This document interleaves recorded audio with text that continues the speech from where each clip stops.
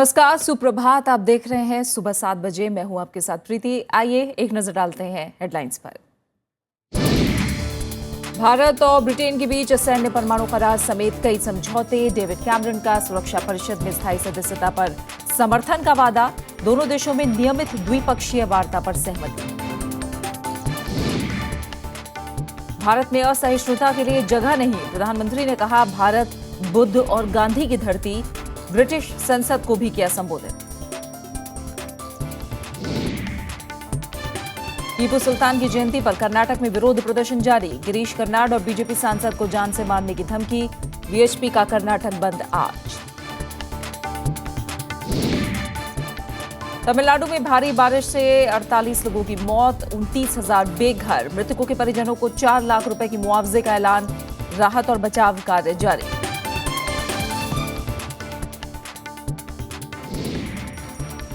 और लगातार दूसरे महीने खुदरा महंगाई दर में इजाफा। अक्टूबर में खुदरा महंगाई बढ़कर 5%। सितंबर में औद्योगिक उत्पादन में 3.6% की बढ़ोतरी।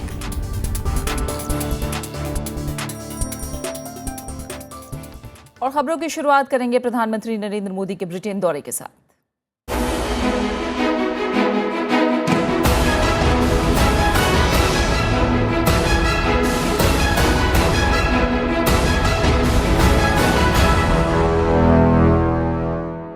प्रधानमंत्री नरेंद्र मोदी के ब्रिटेन दौरे का आज दूसरा दिन है। कल की तरह उनका आज का कार्यक्रम भी बेहद व्यस्त रहने वाला है। आज वो तमाम बड़ी कंपनियों के सीईओ के साथ बैठक करेंगे। इन कंपनियों में रोल्स रॉयस और वोडाफोन जैसी कंपनियों के सीईओ भी मौजूद रहेंगे। दोपहर के वक्त लंदन में प्रधानमंत्री ब्रिटेन की महारानी एलिजाबेथ द्वितीय के साथ लंच करेंगे। इसके बाद वो उत्तरी लंदन के वेम्बले स्टेडियम में भारतीय समुदाय के स्वागत समारोह में भाग लेंगे। इस दौरान उनके संबोधन पर सबकी निगाहें टिकी होंगी। लंदन में वो एक नए अंबेडकर स्मारक का उद्घाटन करेंगे। ये वही जगह है जहां डॉक्टर अंबेडकर लंदन में रहा करते थे। शनिवार को प्रधानमंत्री G20 शिखर सम्मेलन में भाग लेने के लिए अंकारा के लिए रवाना हो जाएंगे। इससे पहले कल संसद भवन में संबोधन के बाद उन्होंने लंदन की गिल्डहॉल लाइब्रेरी में व्यापार जगत के दिग्गजों को संबोधित किया। उन्होंने भारत को निवेश के लिए सबसे बढ़िया जगह बताया और कहा कि निवेश की सहूलियत के लिए सरकार ने कई पाबंदियों में ढील दी है। प्रधानमंत्री ने भरोसा दिया कि वस्तु और सेवा कर अधिनियम यानी GST को अगले साल से देश में लागू कर दिया जाएगा। प्रधानमंत्री ने कहा कि उनकी कोशिश भारत को ग्लोबल मैन्युफैक्चरिंग हब बनाने की है। There were a number of regulatory and taxation issues which were adversely impacting on the sentiments of foreign investors. We have taken a very decisive steps to remove a number of long pending concerns.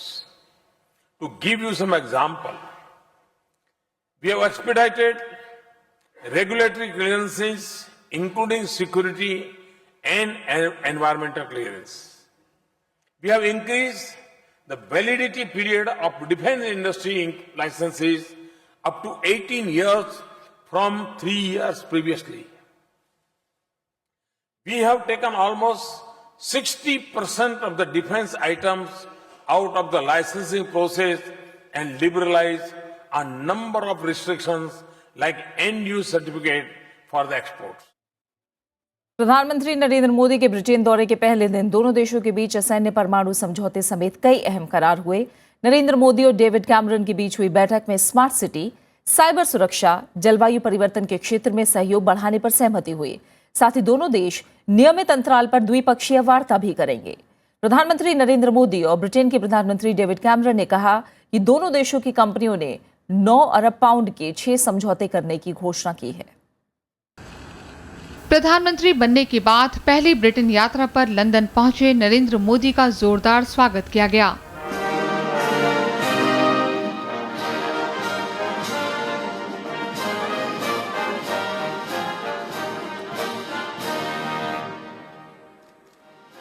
प्रधानमंत्री नरेंद्र मोदी ने London में 10 Downing street में Britain के प्रधानमंत्री Cameron से मुलाकात की। इस दौरान दोनों नेताओं ने द्विपक्षीय, क्षेत्रीय और वैश्विक मसलों पर चर्चा की और विकास में सहयोग के खाके पर बातचीत की। इसके बाद दोनों देशों के बीच प्रतिनिधि मंडल स्तर की बैठक हुई। इसमें व्यापार, ऊर्जा, रक्षा, निवेश, जलवायु परिवर्तन और आतंकवाद के मुद्दे पर बातचीत हुई। बाद में दोनों देशों की ओर से साझा बयान जारी किया गया। प्रधानमंत्री ने कहा कि ब्रिटेन के साथ सिविल परमाणु समझौते से स्वच्छ ऊर्जा को बढ़ावा मिलेगा, जो जलवायु परिवर्तन के लिहाज से अहम है। कि हम अपने पॉलिटिकल डायलॉग को और घनिष्ठ बनाएंगे और नियमित रूप से बायलैटरल समिट करेंगे। हमारे साझे मूल्यों के आधार पर विश्व के अन्य क्षेत्रों में भी विकास के लिए साझेदारी को शुरू करेंगे। आज हमने सिविल न्यूक्लियर एग्रीमेंट पर हस्ताक्षर किए हैं। ये हमारे आपसी विश्वास का प्रतीक है। ब्रिटेन ने रक्षा, रणनीतिक साझेदारी और आतंकवाद से मिलकर लड़ने पर सहमति जताई। ब्रिटेन के प्रधानमंत्री डेविड कैमरन ने संयुक्त राष्ट्र सुरक्षा परिषद में भारत की स्थायी सदस्यता का समर्थन किया। The UK firmly supports permanent membership for India on the United Nations Security Council. International institutions need to reflect the world as it is today in order to maintain relevance and to support the rules-based system that benefits us so much. Today we agreed on the vital importance of securing an ambitious global deal in Paris later this year that keeps our goal of limiting global warming by 2050 to 2 degrees within reach. पत्रकारों के सवालों का जवाब देते हुए नरेंद्र मोदी ने कहा कि उन्हें प्रधानमंत्री बनने से पहले ब्रिटेन आने से कभी नहीं रोका गया। भारत में असहनशीलता के मुद्दे पर प्रधानमंत्री ने कहा कि असहनशीलता की देश में कोई जगह नहीं है। भारत के लिए वो घटना 1 हो या 2 हो या 3 हो, 125 करोड़ के देश में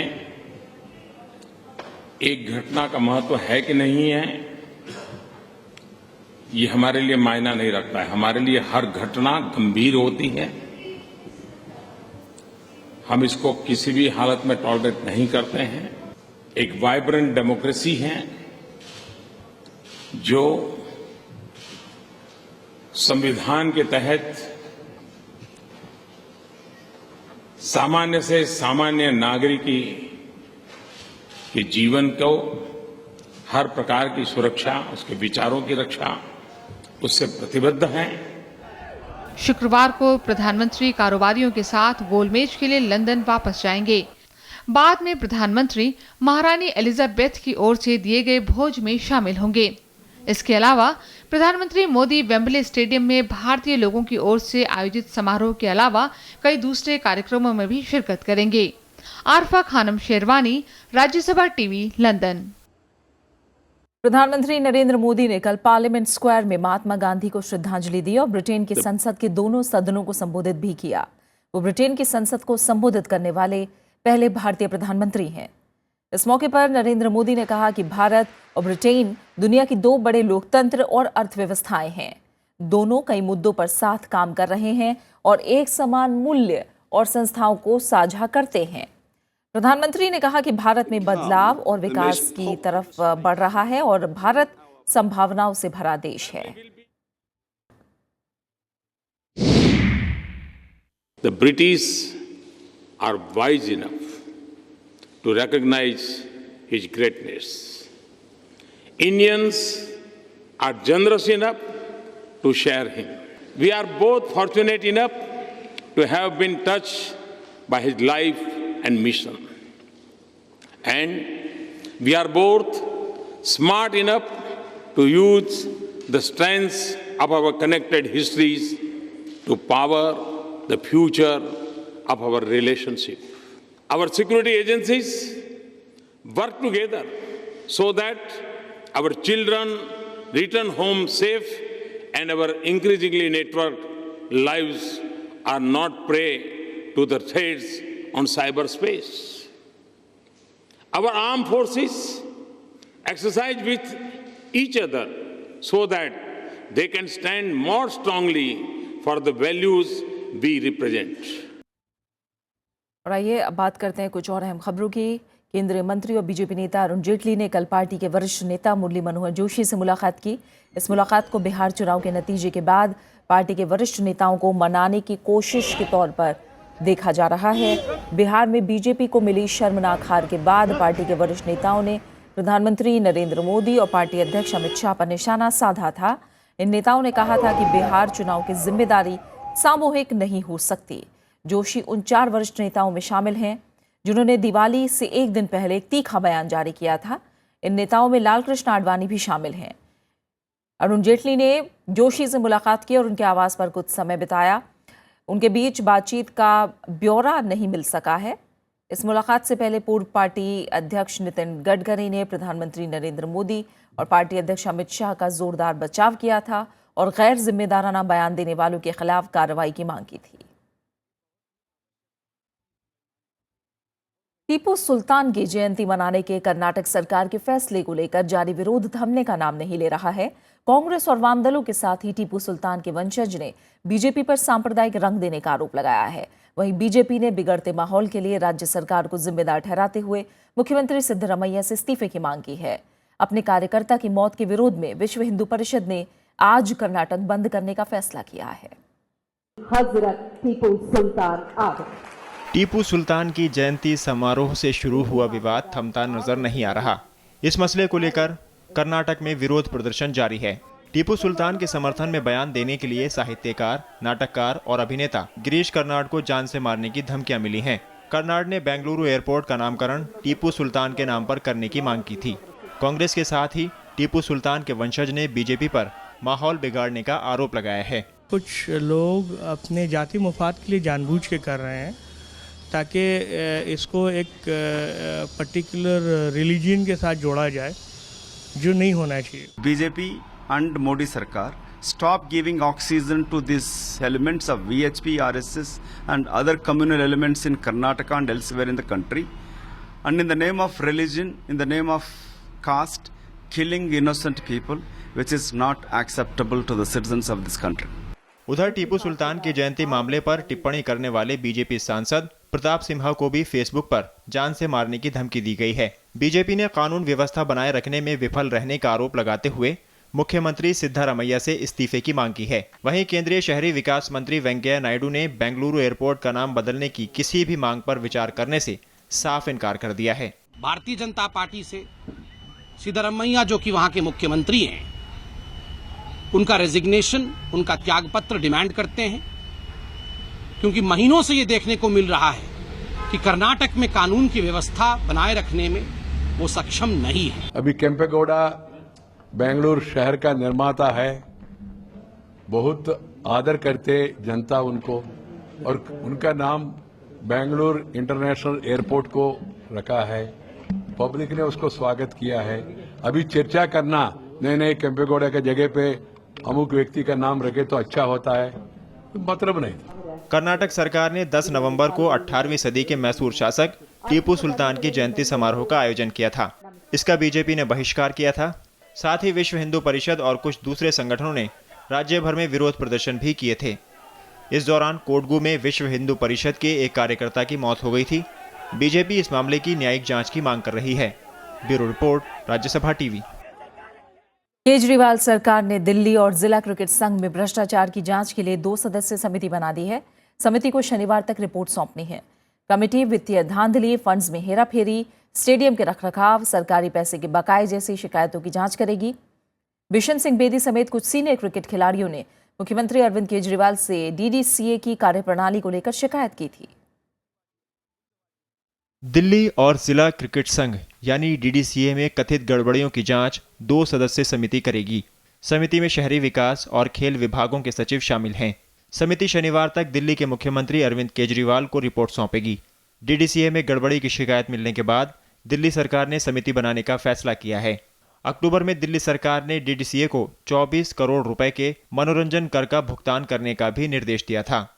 हालांकि डीडीसीए का कहना है कि कर विभाग ने 2008 से 2012 के बीच ये कर लगाया है, जबकि समय सीमा के बीच डीडीसीए को कर में छूट दी गई थी।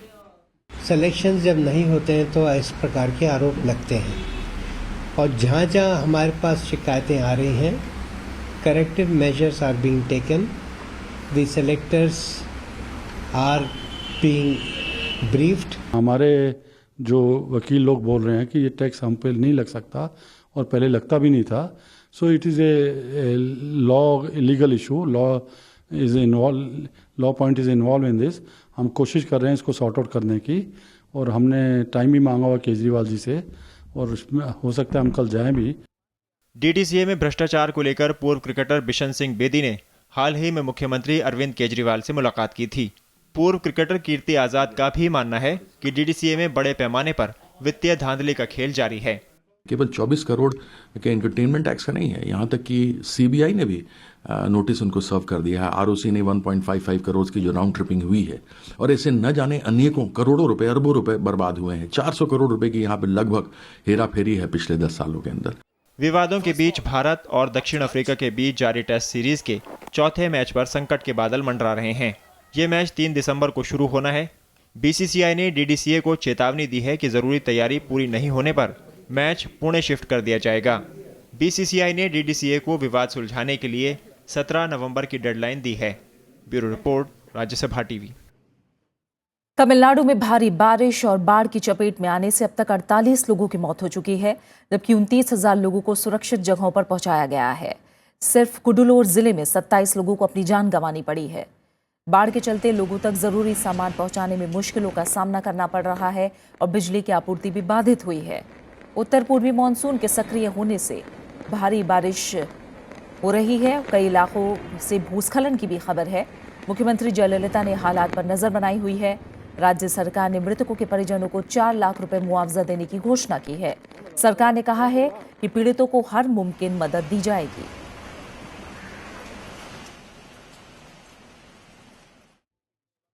और फिलहाल एक छोटे से ब्रेक के लिए रुक रहे हैं, और ब्रेक के बाद लेबनान की राजधानी बेरूत में 2 धमाकों में 41 लोगों की मौत।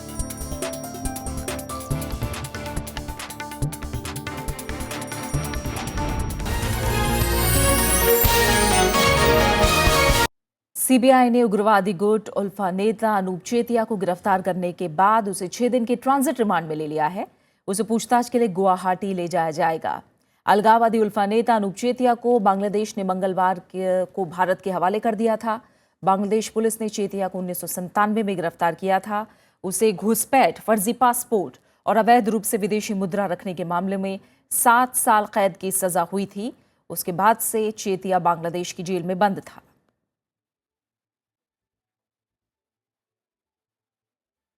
महंगाई के मोर्चे पर लोगों को राहत मिलती नहीं दिख रही है। दाल और दूसरे खाने पीने की चीजों के महंगे होने से अक्टूबर में खुदरा महंगाई दर बढ़कर 5% हो गई है। ये लगातार दूसरा महीना है जब खुदरा महंगाई दर में इजाफा दर्ज किया गया है।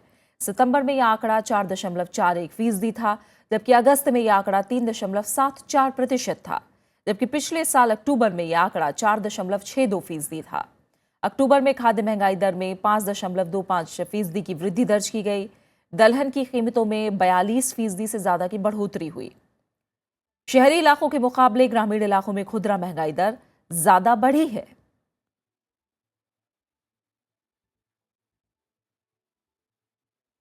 और औद्योगिक उत्पादन के मोर्चे पर सितंबर में फिर से कमी दर्ज की गई है। सितंबर में औद्योगिक उत्पादन 3.6% रहा। ये पिछले 4 महीने में सबसे कम है। अगस्त में आंकड़ा 6.2% था। बीते साल सितंबर में आईआईपी ग्रोथ 2.6% रही थी। मैन्युफैक्चरिंग और खनन क्षेत्र में खराब प्रदर्शन सितंबर में औद्योगिक उत्पादन में गिरावट की बड़ी वजह बना।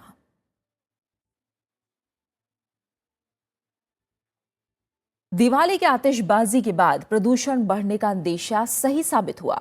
राजधानी दिल्ली में प्रदूषण सामान्य स्तर से काफी ज्यादा दर्ज किया गया। दिवाली की रात छोटे मोटे करीब 300 हादसे भी हुए।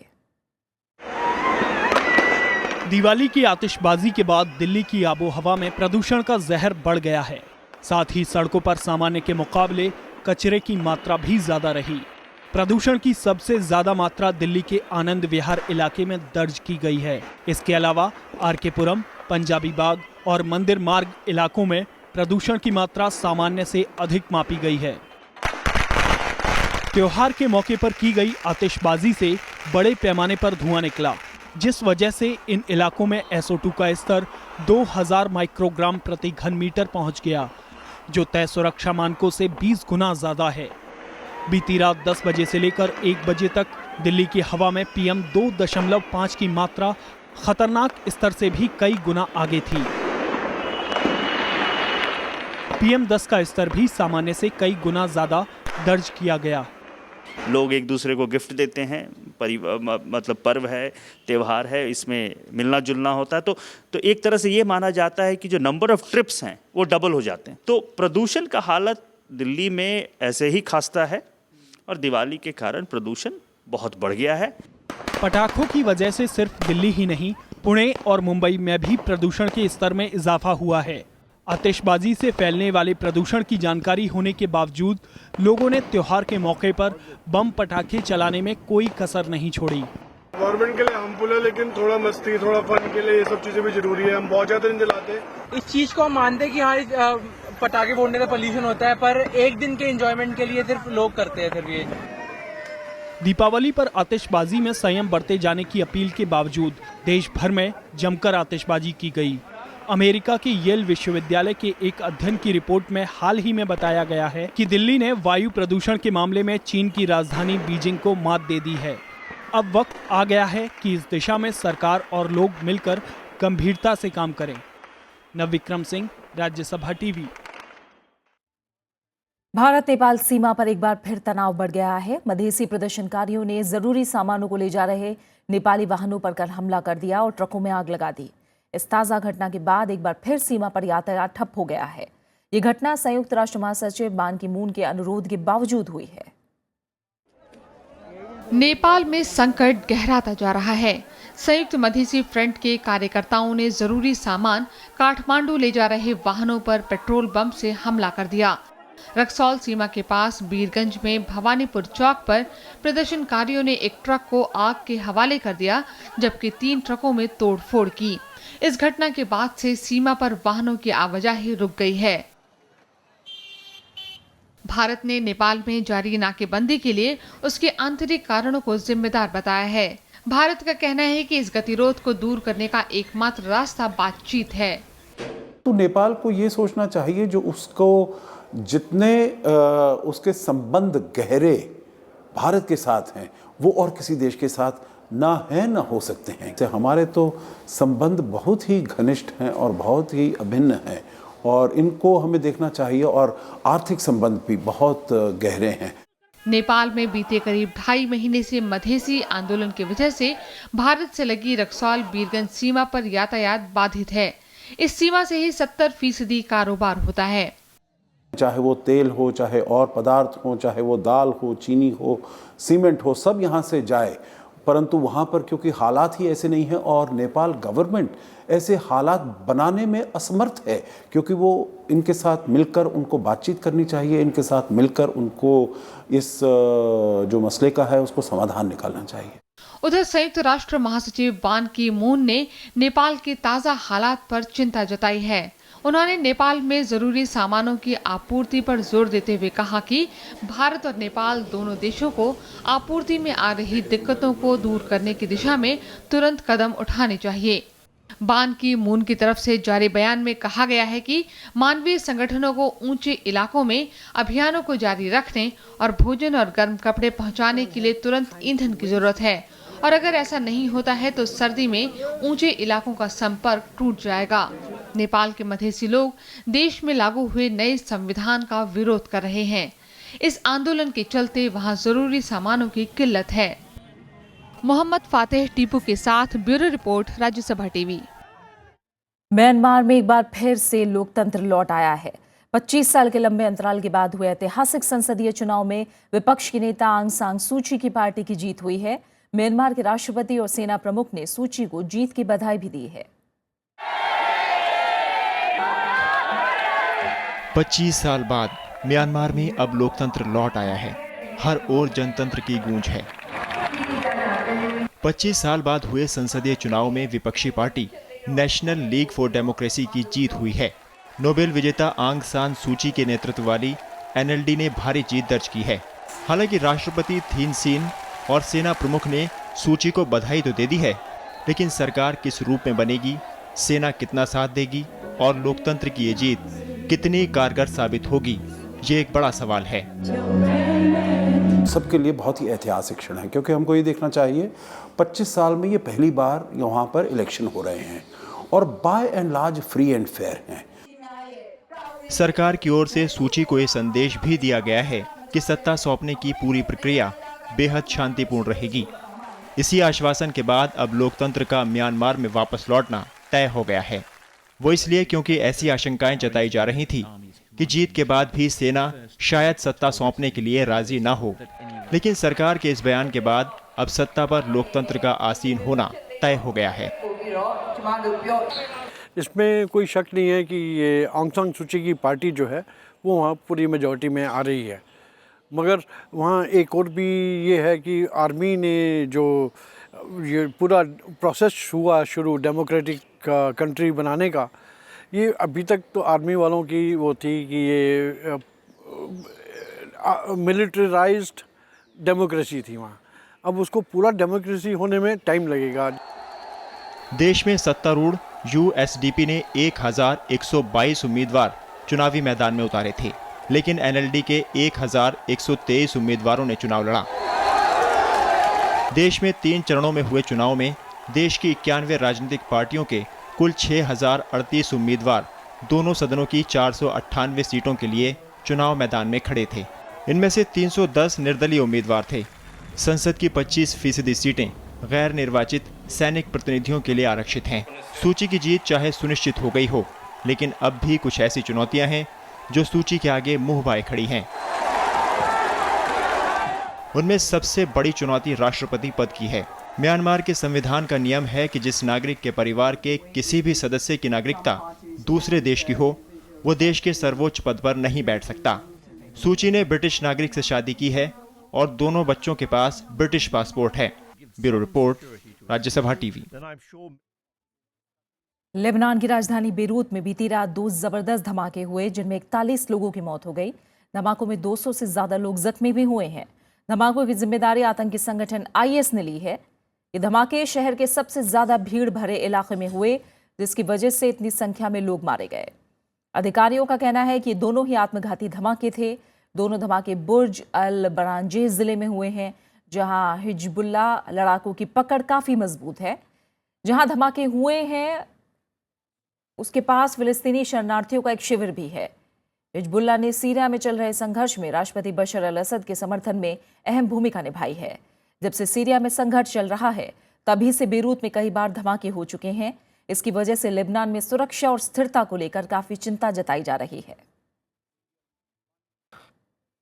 और बात खेल की दुनिया से, मौजूदा champion Saina Nehwal China Open Super Series Premier badminton tournament के क्वार्टर फाइनल में पहुंच गई हैं, लेकिन पीवी सिंधु को एक करीबी मैच में हार का सामना करना पड़ा। शीर्ष वरीयता प्राप्त साइना ने कल महिला एकल में मलेशिया के विश्व में 34वें नंबर की ती जिंगी को 21-10, 19-21, 21-19 से हराया। लेकिन विश्व चैंपियनशिप में 2 बार की कांस्य पदक विजेता सिंधु पहले गेम में 13-7 की बढ़त का फायदा नहीं उठा पाई और चीन की शी वांग से हार गई।